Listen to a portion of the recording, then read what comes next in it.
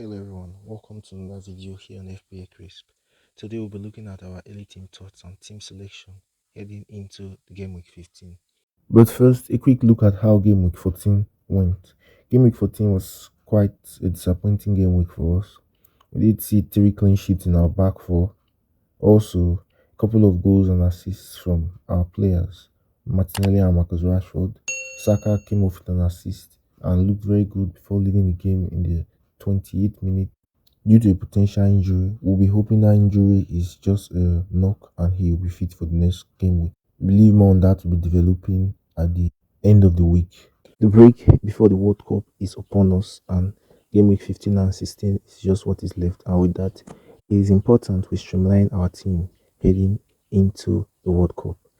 For game week 15, we're likely to make more than one change. But for now, a brief look at how our team is lining up. Nick Pope starts in goal. Newcastle plays Southampton in game week 15 fixture. Southampton are not known for scoring much goals in home fixtures, even away fixtures. Their last three home fixtures have been decorated with just one goal from the Southampton team. With a strong defensive side, Newcastle is one who could readily and easily keep a clean sheet in that game. Trippier doubles our Newcastle defensive lineup this game week. In the game at home against Fulham, Man City have a very huge chance of keeping a clean sheet in this game week. Also, we know Cancelo is one who can provide one or two attacking threats and returns in the game, seeing that his attacking potential in recent game weeks has been increased. Far so good, Cancelo has been the one providing what most people thought Trent Alexander-Arnold would be doing for us this season, but that's a story for another day. Wilfried Zaha also in the team. Wilfried Zaha run of games is seeming to be coming to an end now. Also, Erling Haaland, the Norwegian, starts this game, our captain for the game with us. I don't think there's any discussion about Haaland being our captain or not.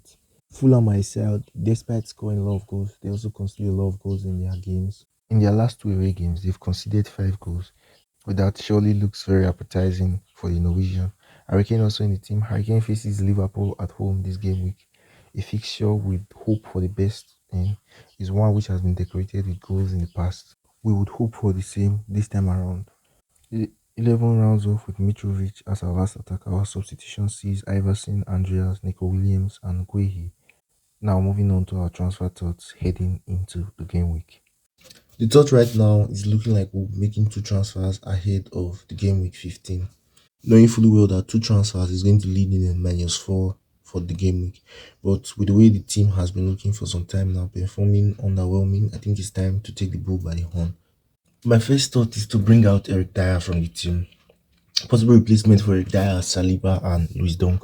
Saliba does have that tricky fixture against Chelsea in the next game week, which may alter my chances in thinking about getting him. However, he's actually a very great pick. Got a clean sheet in his game against Nottingham Forest. In that game, they were very spectacular. The way they moved the ball and all that. Also, another person I'm leaning towards getting in is Luis Dunk.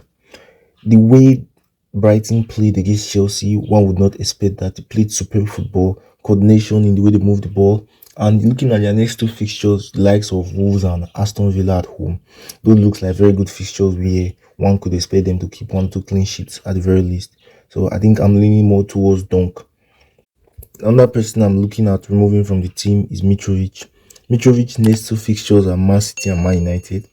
What we've seen so far this season is the fixtures don't really matter if you're in great form. We've seen that in the likes of Trossard, who scored against Chelsea and Man City, and we removed him from our team simply because of those two fixtures.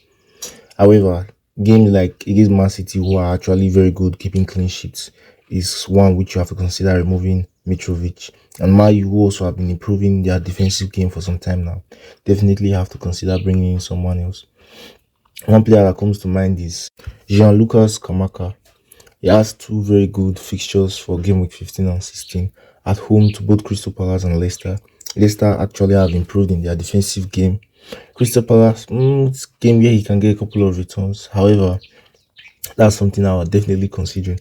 Other than Skamaka, I can't really say I'm looking at any other forward who has been performing brilliantly, so to say. There's the like of Solanke. Calvert-Lewin is also another that comes to mind, but I'd rather stay put with Skamaka simply because of the fixtures. Another person I'm looking at removing is Harry Kane. Harry Kane seems to be leaving his period of great form in his last 3 games. I think he only has 1 return. So we'll have to certainly consider getting him off the team. Another reason for removing him is simply because I would want to be funding a transfer like bringing the likes of Kevin De Bruyne into the team, who has another 2 great fixtures, Fulham and Brentford at home. Those are fixtures that you would expect Kevin De Bruyne to get 1 or 2 returns, and a favorable person to remove from the team for that transfer would be Wilfred Zaha. Wilfred Zaha, there's nothing to say, he has performed terribly since entering the team. One would have expected with the great run of fixtures he had, would have got 1 or 2 returns, but that has not been the case. So he certainly wants to leave the team, although it depends certainly on the reports we'll be getting on Bukayo Saka, if his injury is a serious one or not.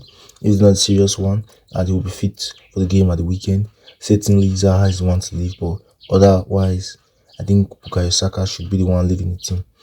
All these are the transfer plans for now. If you've enjoyed this video, to give us a like, subscribe for more content in the future. From us at FPLcrisp, goodbye for now.